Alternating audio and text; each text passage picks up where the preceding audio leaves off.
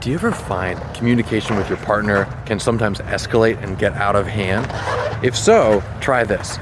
Instead of saying, "Stop criticizing me," say, "I'm feeling criticized."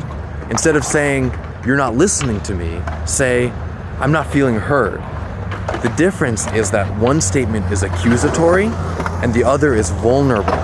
If you say something accusatory, your partner will try to defend themselves. But if you say something vulnerable, they'll often try to understand.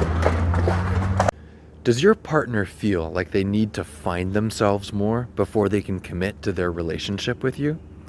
That can be frustrating because you might not feel like you're creating any obstacles to them finding themselves. And you very well may be right. Here's an interesting point though, that while you may not be creating obstacles for them to find themselves, they may be creating the obstacles for them because they're in a relationship. So for example, someone can have rules about who they're supposed to be in a relationship. Like, as a boyfriend, as a girlfriend, I am supposed to be this.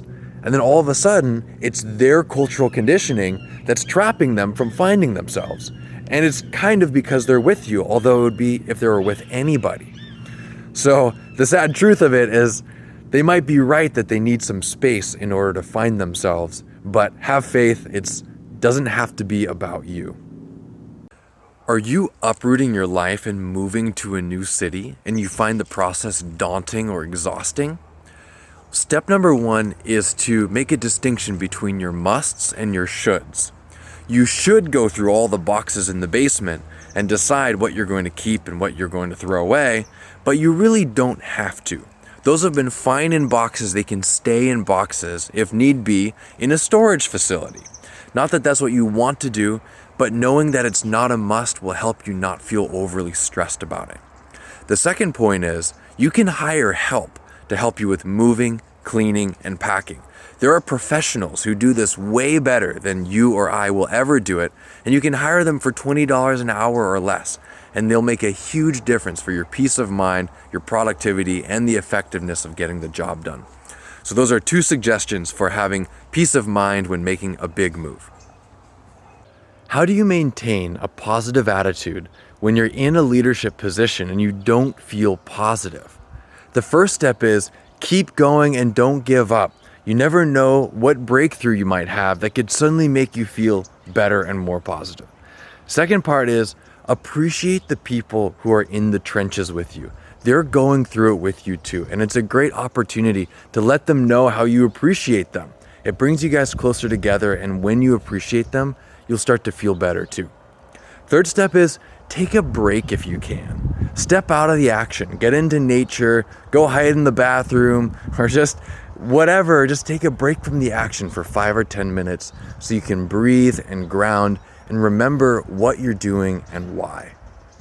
If you've got any suggestions for topics for inspirational content, let me know and I'll be happy to make a video for you.